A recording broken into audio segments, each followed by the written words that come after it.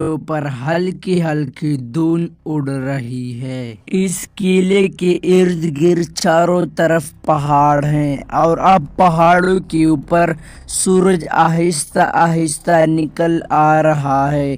ठंडी हवाएं चल रही है। इसी किले के अंदर एक कासिद कपकपाता हुआ खून में लथपथ जिसके कपड़े फटे हुए हैं, ये नारे लगा रहा है कि दुश्मन आ रहे हैं। फिर इसकी आवाज़ किले के हर तरफ गूंज जाती है और सब लोग डर के मारे इधर उधर भागते रहते हैं। दुश्मन के लश्कर के सामने एक खौफनाक जंगजू खड़ा है। काला चमकता हुआ ज़ीरा बख्तर, सुर्ख आंखें और फौलाद जैसा शख्स, ये वो दुश्मन का बादशाह है जिसके खौफ का चर्चा दूर दूर तक है। उस जालिम बादशाह ने सुल्तान उस्मान के किले पर हमला कर दिया है। बहुत बड़े लश्कर के साथ उन्होंने सुल्तान उस्मान के पूरे किले को जला डाला है, लेकिन सुल्तान उस्मान के सिपाही भी बहादुर हैं। वो भी हार नहीं माने, वो भी आग बरसा रहे हैं दुश्मनों पर।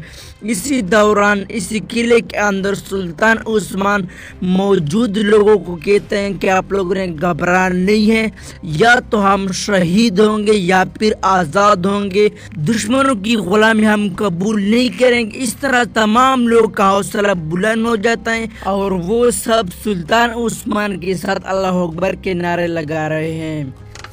इसी दौरान एक शख्स घोड़े पर सवार होकर, उसका हाथ जख्मी है, लेकिन फिर भी वो हार नहीं माने। उस किले के दरवाजे खोल दिए जाते और इसका नाम है बहराम।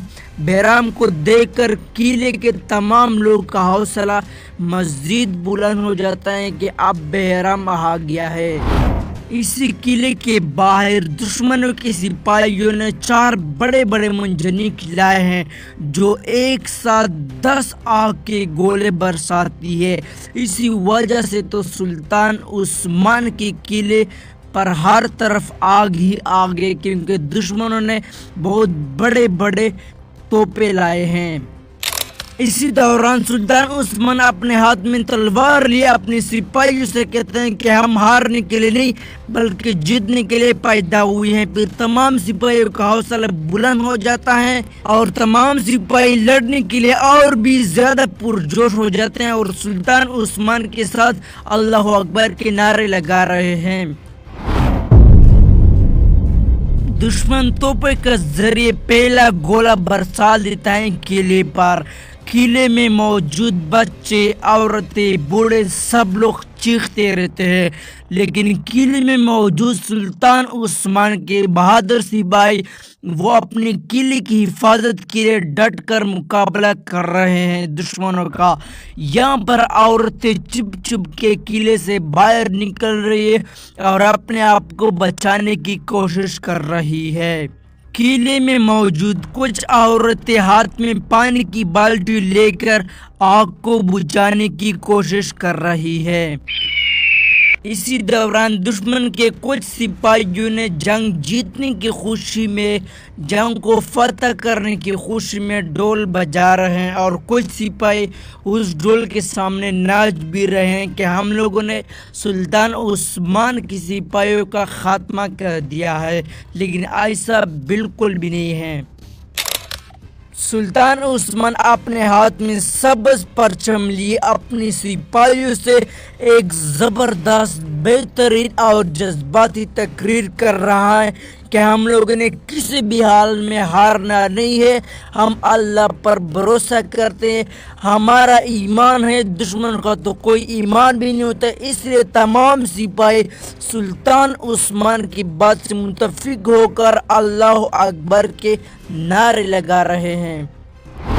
सिपा सालार बहराम अपने घोड़े पर सवार होकर अपने हाथ में तलवार लिए दुश्मनों के सफों के अंदर घुस जाता है और हर वार से दुश्मनों के सिपाहियों का सर उड़ाते हुए आगे बढ़ रहा है। इसी वजह से मजीद सिपाहियों का हौसला भी बुलंद हो जाता है। دشمنوں کی طرف سے قلعے کے اندر ہزاروں میں تیر آتے ہیں۔ سب لوگ اپنے آپ کو بچانے کی کوشش کر رہے ہیں۔ قلعے میں موجود سپاہی، بچے، بوڑھے، عورتیں، سب لوگ تیر سے اپنے آپ کی حفاظت کریں تاکہ ہم لوگ زندہ رہ سکیں اور دشمنوں سے اپنا انتقام لے سکیں۔ اسی دوران سلطان عثمان اپنے چند سپاہیوں کے ساتھ اپنے اس قلعے کے کچھ خفیہ سرنگوں کے ذریعے رینگتے ہوئے قلعے سے باہر نکلتے ہیں تاکہ ہم دشمنوں کو ختم کر سکیں۔ اس سے تمام سپاہی خفیہ طریقے سے باہر جاتے ہیں۔ دشمن منجنیقوں اور توپوں کے ذریعے اس قلعے پر دوسرا وار بھی کر دیتے ہیں، جس کی وجہ سے اس قلعے کا پورا نقشہ ہی بگڑ جاتا ہے۔ ہر طرف آگ ہی آگ ہے۔ تمام لوگ، سپاہی، بچے اپنے آپ کو بچانے کی کوشش کر رہے ہیں۔ گھوڑے بھی ادھر ادھر بھاگتے رہتے ہیں اور دوڑ رہے ہیں آگ سے بچنے کے لیے۔ اسی دوران کچھ بچے قلعے کے فصیلوں پر کھڑے ہو کر اپنے ہاتھوں میں سبز پرچم لیے اللہ اکبر کے نعرے لگا رہے ہیں، جس کی وجہ سے سپاہیوں کے دلوں میں ایمان کا جذبہ اور جنگ لڑنے کی جنون اور بھی بڑھ جاتی ہے۔ تمام سپاہی بہادری سے لڑ رہے ہیں۔ قلعے میں موجود سب لوگ اللہ سے دعا مانگتے ہیں اور بارش کی تمنا کرتے ہیں۔ سب لوگوں نے آسمان کی طرف ہاتھ بلند کیے ہوئے ہیں اور اللہ سے بارش کی التجا کرتے ہیں کہ یا اللہ ہم پر بارش برسا دے۔ اور پھر اچانک معجزہ ہو جاتا ہے۔ قلعے میں جتنی بھی آگ لگی تھی وہ آگ بارش کی وجہ سے بجھ جاتی ہیں اور تمام سپاہی آگ سے بارش کی وجہ سے بچ جاتے ہیں اور سب لوگ اللہ تعالیٰ کا شکر ادا کرتے ہیں۔ سب لوگ بہت خوش ہیں، لیکن دشمنوں کے خیمے بارش کی وجہ سے گر جاتے ہیں۔ اسی دوران دشمن کا وہ خونخوار بادشاہ جس کی ظلم سے ہر کوئی ڈرتا تھا، اس کے آنکھیں غصے سے اور بھی سرخ ہو جاتی ہے اور وہ اپنے تمام لشکر کو حکم دیتا ہے کہ چلو تیار ہو جاؤ، ہم دوبارہ آگے بڑھیں گے اور حملہ کریں گے دشمنوں پر۔ قلعے میں موجود بچے، عورتیں، بوڑھے اور نوجوان سپاہی سب لوگ ایک ہی صف میں ایک ہی ساتھ کھڑے ہو کر گھٹنوں پر اللہ تعالیٰ سے دعا مانگ رہے ہیں اور اللہ تعالیٰ کا شکریہ ادا کرتے ہیں کہ اللہ تعالیٰ نے ہمیں اس مشکل وقت سے بچا لیا۔